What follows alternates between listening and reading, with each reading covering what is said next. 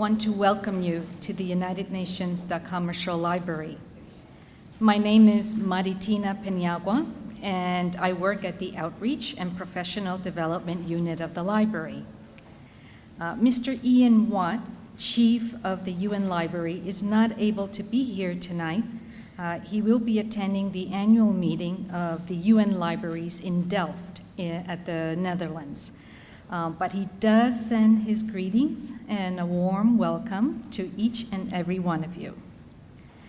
We are delighted that you have been able to take the time out of your busy schedule and commitments to be with us, as we believe that today's event, entitled Climate Change is at Your Door, Preparing Your Collections, is an important topic affecting libraries, archives, museums, and other related institutions.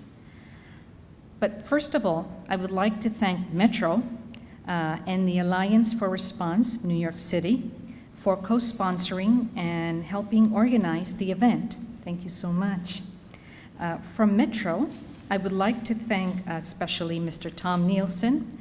We've been working with Ramona, coordinating and planning the whole event, detail by detail, and it turns out to be great. He is the Member Services Manager, and also Mr. Jason Kuzma, Executive Director of Metro. And I would like to invite Mr. Kuzma for a brief words. Thank you, Maritina. Thank you.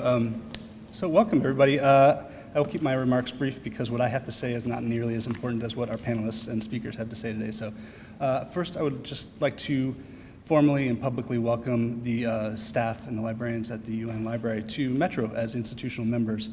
We've been working alongside of and with many of you for a long time, and now it's nice to be able to officially say that you are members of the Metro community working with us. For those of you that aren't familiar with the work that we do at Metro, we're a nonprofit member services organization, and what we do really is provide a range of services to help librarians, archivists, information professionals succeed at the work that they do in an evolving information ecosystem. So that ranges everything from digitization grants to hundreds of professional development opportunities and events like tonight where we get a chance to put our heads together and try to tackle and think about some key issues that we're dealing with. Maritina already did some of the thanks, but I especially wanted to thank the UN Library staff for helping put this together, Ramona, and working with Tom and the Alliance for Response. This is the kind of thing that at Metro I feel like we're particularly well suited to do, is to sort of bring together organizations that may not have a chance to work together or to think about some issues together. And so I'm really glad that Alliance for Response was receptive and UN was willing to host us for this event.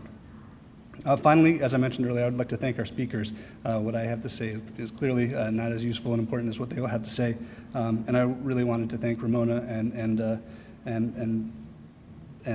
Beth and Alex for sharing what they have today with us. And I'll turn things back over to Maritina. Thank you. Thank you.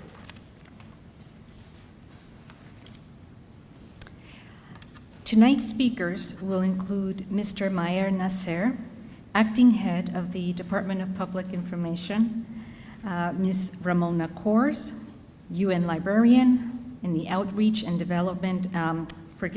Outreach and Professional Development Unit, Ms. Beth Noonan, who is the co-chair at the Alliance for Response, New York City, Mr. Alex Hulka, Economic Affairs Officer at the Division for Policy Analysis and Development, a UN expert on adaptation to climate change. Mr. Nasser will provide an introductory statement. Ms. Kors and Ms. Noonan will each talk about the effects and responses to the storm at the UN and at the Alliance for Response, New York City. Mr. Hulka will address climate change adaptation strategies. At the end of the presentations, there will be a question and answer period facilitated by Tom Nielsen. And afterwards will be followed by refreshments. But some information, logistics information. We have the restrooms and water fountains on the second floor, and you can just through this door and you'll see signs that will lead you in the direction that you need to go. GPS is not necessary. As our first speaker, we have the privilege and the honor to introduce Mr. Maher Nasser.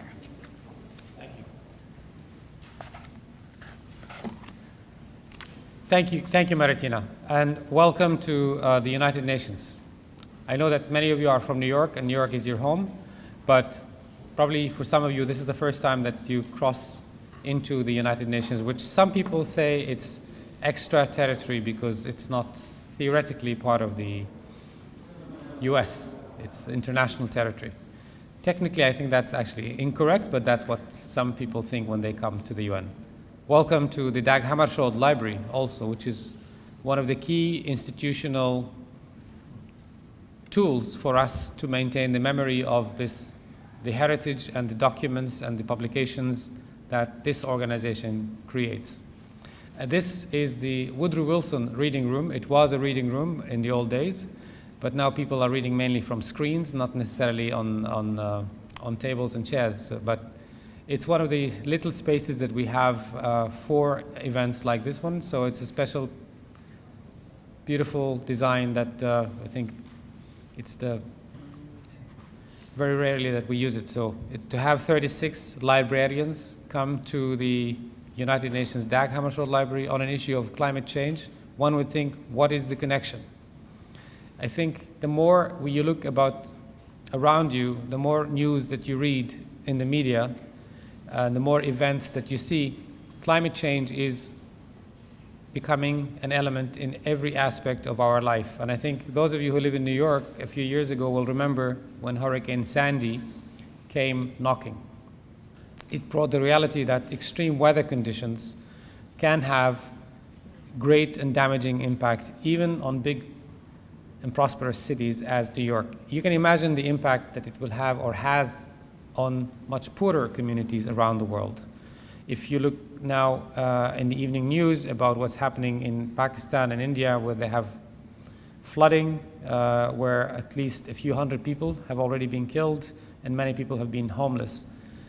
The climate change threat is something that's no longer, I think, disputed among serious and the majority of scientists. There are some skeptics, but I think if you dig down, you'll find that they are on somebody's payroll, maybe, or that they are just not coming to terms with the reality of what the science is saying.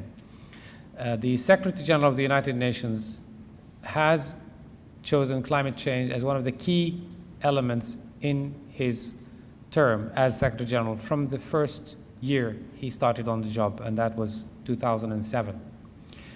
In 2 weeks' time, this building across from us, that's the General Assembly building, which is being renovated. It will be put back to use for the first time this year and to host the opening of the 69th session of the General Assembly. But before, one day before, the 23rd of September, the Secretary General has called for a climate summit on climate change. We already have confirmation that there will be 115 heads of government and state that will be attending, and that is the highest number on this issue that come together on this issue, climate change. The climate summit is not about, let's discuss what the impact is and how it's going to affect us. It's actually a call to action. The SG has called on leaders from government, leaders from the private sector, leaders from civil society to come here to the House of Nations and share what have they done, what they intend to do to address this challenge that's going to affect humanity for generations to come. And we want that event to be a success. It's about what change can we make and not about a doom and gloom message, that we are wasted. Because I think there's a strong belief that this generation is still the generation that can make a difference. We can still make the difference. I think libraries, which are houses of knowledge, historical knowledge, and management of information, are and should be at the forefront of this. And I think it was interesting, and I fully supported the initiative when Ian and Maritina suggested that the Dag Hammarskjöld Library hosts an event to bring you here to see also the impact not only on collections but also how the information that you have and deal with can help support better policy decisions, better discussions on this subject. The history of the organization is in files and documents that are stored in the third and second and first basements of this building. And when Sandy hit, it flooded the second and third basements in the north side of the complex, where some of the documents and printing machinery of the organization were damaged. Several cars were destroyed. But luckily for us, the water did not reach the basement here. But next time round, we may not be as lucky. And that's why one of the projects that we have been working on is to digitize the historical material information that we have in this house. So far, it's been a painstaking, very slow process. We've managed to digitize, I think, what we call important documents, going back to 1945. And of course, from 93 onwards, everything is digital, so it doesn't need digitization, but it's before that. The job is being done in partnership with the Geneva Library, which is another UN institution, and they are digitizing 3 of the official languages, documents in 3 of the official languages, and here they are digitizing the other 3. There are 6 official languages that we work with. So all documents are in English, French, Spanish, Russian, Chinese, and Arabic. So that's the size of the challenge that we have. To continue at the pace we are doing now, we will take maybe, and this is where our colleagues don't agree. Some said it was about 30 years, some said it's about 100 years it will take us to complete the job. But maybe there'll be new technologies somewhere down the line that will help us do it a bit faster. I know you have a full program. I would like to first thank again the co-sponsors and the Metro and the Alliance for Response who helped us organize this event. I think it's always important to have partnerships. And the UN is about a partnership between nations, between UN and civil society. And I think libraries are part of our partners in this world. I have to apologize for not being able to stay with you because I need to get back and continue other things that are on my desk. Climate change is, of course, something that is long-term, but one of the crises that we are now dealing with and trying to deal with as UN is the Ebola disease crisis, which is affecting 4 countries in West Africa. 3 of them very severe, more severely than the other one, and the Secretary General has appointed a special coordinator to try to bring around the work that the UN is doing, the different UN organizations, WHO, World Bank, UN, and the different funds and programs, and the challenge is very strong. It's but I think with the support of member states, the support of other elements of the community coming together, we will try to face it and hopefully make the difference. Thank you, and I give you the floor back, Maritina, and I wish you good luck with your deliberations, and please consider this your home. Thank you.